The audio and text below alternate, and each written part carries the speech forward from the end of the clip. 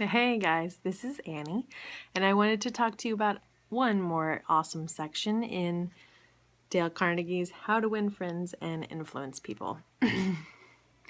This one is in the third section, and it's the second one. So in this section, a lot of them might sound like they relate a lot, and they do. They intermesh beautifully. So let's see how you're going to use this one. Now, the title of it is A Sure Way of Making Enemies and How to Avoid It. And the principle that we're going to learn from this section, is show respect for other people's opinions. Never say you're wrong. Now, I don't know if any of you are in a relationship or not, but yeah, if you've uttered those words, you're wrong, and here's why, it probably didn't go so well. So just similar to yesterday, people will dig their heels in if you tell them they're wrong. They'll instantly shut off, which is why people are encouraged to use I statements instead of saying, you did this, or you made me mad, or you didn't take out the garbage. Okay, that's why we start with the I statement of, I feel frustrated when you don't take out the garbage. So it kind of takes a little bit of that defensiveness off because your feelings are your own.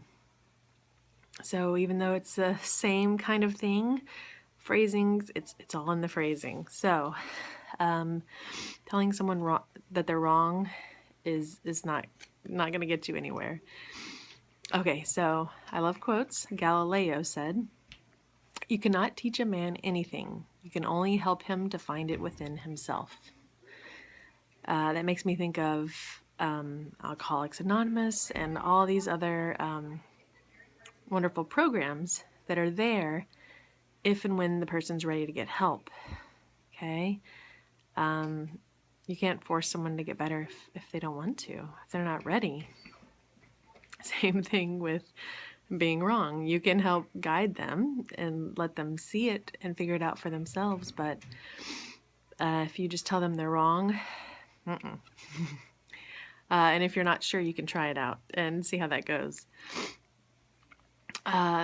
Here's another wonderful section. It says, there's magic in such phrases as, I may be wrong. I frequently am. Let's examine the facts. Okay, so admitting, a lot of the times I am wrong. Now, I have baby brain right now, baby brain extreme. So I never claim anything for 100%.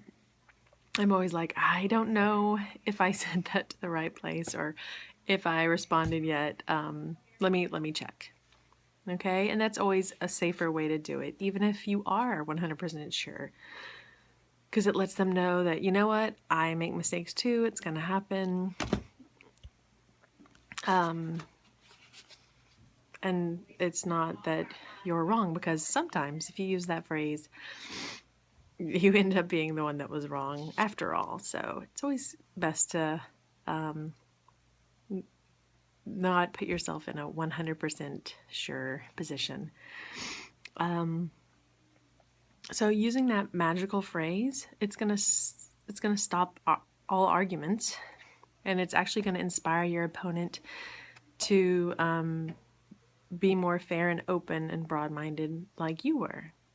So just taking that distance and saying, I'm wrong a lot of the times. So let's look at this together. Now, of course, you phrase it for what is right for you, depending on what your argument might be about or what the situation is. And that's it.